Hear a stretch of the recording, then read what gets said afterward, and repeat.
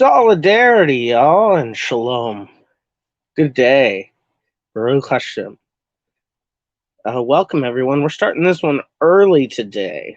And today we're going to talk about social fascism. And I think, in many ways, this kind of relates to the idea of social imperialism. And I'm here to argue that not only is this idea outdated, Eurocentric, and chauvinist, but I'm going to say it had been disproven probably a decade after the idea came about. And we're going to talk about this a little bit. Hey, Italian communist, it has been a while. Welcome back. Okay. So, social fascism, what is it? What are we talking about? We hear the word social and we hear the word fascism. Now, we know what fascism is. We gather the meaning of fascism from how it has existed in material reality. So we very clearly understand what fascism is. But it seems to be this idea of social fascism is a lot more nebulous, a lot like imperialism and social imperialism. We very clearly know what imperialism is, but social imperialism is a vague talking point of certain people amongst the left. So if we are going to understand what that word being tacked onto the front of things means, let's hear what the people who are saying it mean. So whenever someone says social fascism, they're not calling these people fascists. The same with social imperialism. They're not calling them imperialists. They're saying that their policies that they carry out are of the quality of imperialism or fascism. So they don't believe that social fascists are actually fascists. They believe that some of their policies are fascist in nature, which doesn't make sense because because in order for something to be fascism and to have meaning to be given to fascism, it has to be towards the ends of fascism, right? These activities have to be going toward, whether intentional or not, if these policies aren't going towards the end of fascism, then it's not, it's not fascist policies, not social fascist or fascist. But where did this idea come from? Well, it did come from, the Communist International in the 20s and 30s. And they believed that a lot of these social democrats, and at the time they were Marxists, that didn't listen to Lenin's idea of imperialism, were going to just prop up fascism in the future. And you know what? They were right about that. They did ignore imperialism, and fascism did get propped up in the coming decade. But the next analysis that came out of this was the United Front. And who was involved in the United Front? Well, the Social Democrats, the liberals, the socialists, the anarchists, the communists.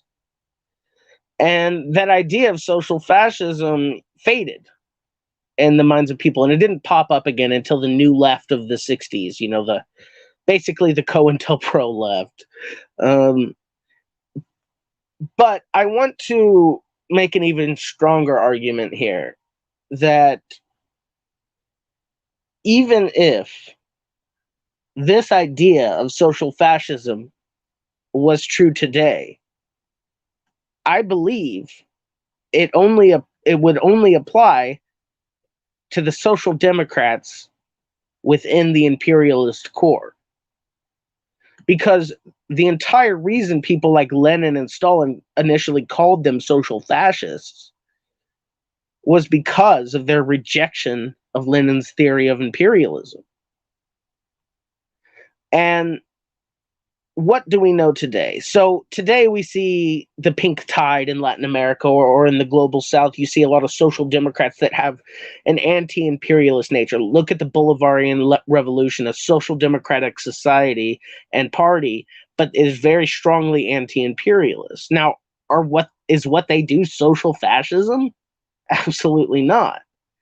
Okay, well, what about Bolivia? The social democrats, strong anti-imperialists.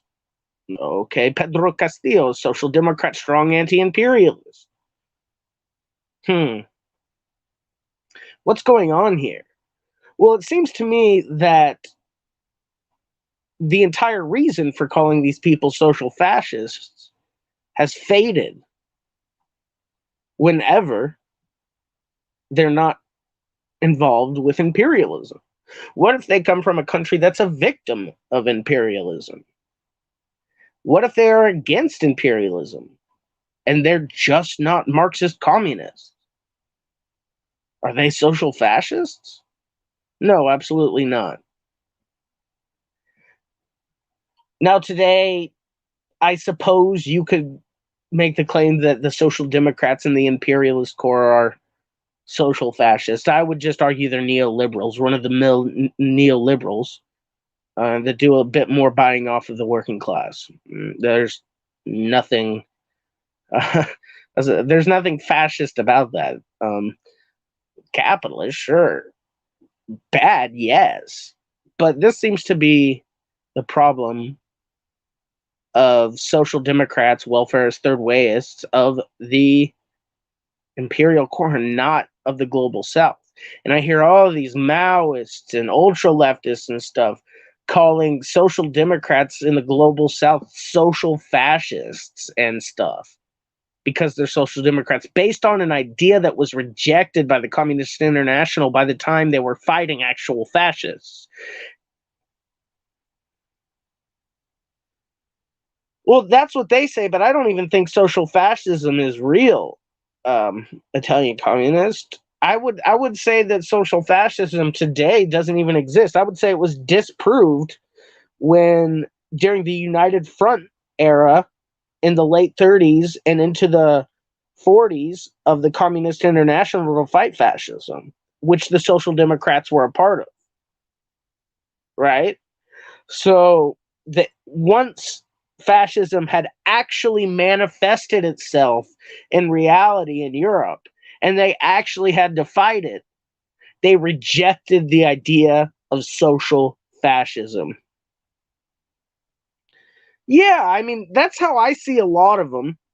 And I'm very supportive of them in the global south, especially ones that have anti-imperialist, anti-austerity, people who want to stop the neoliberal pillaging of their country, right? And there's nothing wrong with that. Like, there are a lot of social democrats that just aren't aware of an alternative, and they just want to give what they understand is the best way and the legal way to give the best of what they can to the people. But regardless, once the Communist International actually had to fight fascism, once it actually manifested itself in material reality and they grew an understanding of it, then they threw out the idea of social fascism. They created the United Front with those social democrats, and they defeated the Nazis. And many of these social democrats later on merged into these communist parties. Like the Socialist Unity Party of Germany was a mix between communists and social democrats. The same all across Eastern Europe at this time from the United Front era. And Czechoslovakia, in early on in Romania and Bulgaria, all over. Not everyone will be a high sky perfect communist. Yeah, some communists are just simply divorced from reality. Absolutely. A lot of these people, they get all their communist information from online, which there's nothing wrong with that. But once they have it, they don't take it anywhere. They don't take it into the real world. They don't take it into their local party meetings. Many of them don't even join parties. They're just alone and they don't do it. And some of that's limitation and everything. But what it comes down to is that these people are taking ideas that were debunked by the people who created them, right? like Stalin used to uphold the idea of social fascism and then rejected it once he had to actually combat fascism, and created the United Front with people like Dimitrov, who wrote a brilliant book, The United Front Against Fascism, by Dimitrov. Very good book. Yeah, that sadly didn't happen. I really believe that if after the liberation from fascism in Italy, that these two groups would have united together, they would have won. Because, I mean, in the 70s, the Communist Party was literally so close to taking power in Italy through legal democratic means. And, history is. Yes, social fascism depends on a historical context. It definitely doesn't apply in today's standards. Absolutely. And that's the argument I'm making here. It's outdated. It was debunked about a decade after the idea came about. And it didn't come about again until the new left of the 60s. And what did the new left do? Well, they wanted to call everyone, including Marxist Leninists, including Social Democrats from the global South, and anti-imperialist Social Democrats, and anti-imperialists in general from the global South. They want to call them social fascists. The same way that these ultras take really old ideas from the New Left or the ultra-left period in China, or from Trotsky, to use the term social imperialism on China, when it doesn't mean anything. Because it's either imperialism or it's not. It's either fascism or it's not. Policies themselves have nothing, that don't have the qualities of fascism or anything like, or imperialism. What defines these things is base structures and the people who give meaning to it in the moment. And once the Communist International and the left once they saw fascism for real, and they fought fascism for real, and they defeated fascism for real, they rejected that idea of social fascism.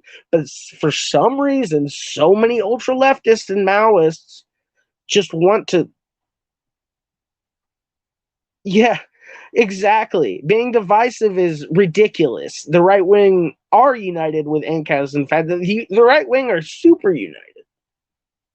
The problem with the communist left specifically is that, at least in the first world, this is a very global north problem, is that so many of these people have this innate, like, individualist liberalism about them and empiricism about them, that once they learn some ideas, they can't possibly be wrong, and that everyone else is wrong and they're the right ones. Like, that's complete, like, insanity. Like, that's insane.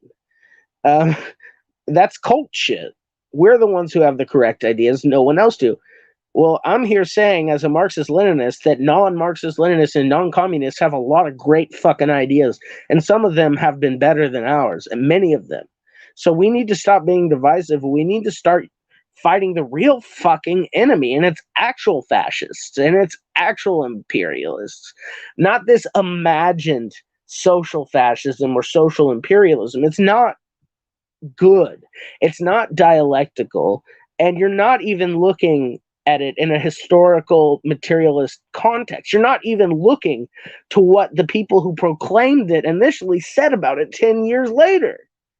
Like, it's so disingenuous. Yeah, it's based on individualism and personality. They create their identity around this ideology, like Maoism or anything. I know, because I didn't give up Maoism because of this.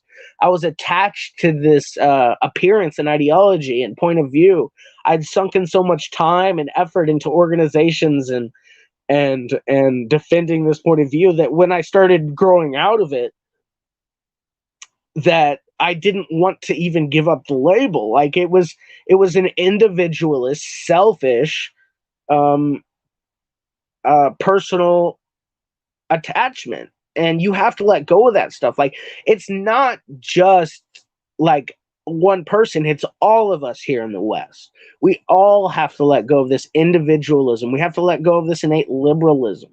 We have to let go of this empirical way of thinking about politics and history. We have to move forward, or we're going to be sitting here talking about how Pedro Castillo is a social fascist, which is insanity. Like, it's so far removed from reality that it really worries me that so many people adhere to it. But then you look at the comrades from the global South and what they're saying. You know, the majority of the world, the majority of the people fighting for freedom, the people who are communists, not because, not out of happenstance, not out of curiosity, not out of being around the right people, because of necessity, because they have to survive, and they know that their ticket to survival and the survival of their people and families and communities is through these methods. It's such a different way that we all come to, that people from the West and people from the global South come to this ideology. Hey, weird commie, love you.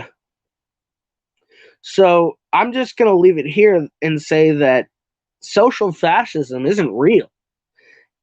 And I mean, it's a thing from history. It's at a point in history. It existed, and there are compelling arguments from people like Lenin and Stalin that say that it did.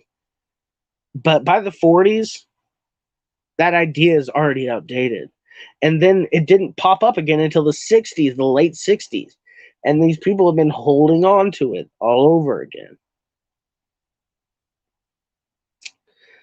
Well, I just tell everyone to please understand that, you know, this is social fascism is a Eurocentric view. It's very outdated, and it has really, to the majority of social democrats in the world, it has no applicability anymore. And we really need to move beyond these old ways of thinking and start thinking dialectically, and start thinking like communists, and start thinking towards the future and move forward instead of always thinking back. Thank you for everyone who came and watched. I really appreciate y'all. Please like and subscribe, and, you know, tell your friends about it, share it. Solidarity and shalom. God bless.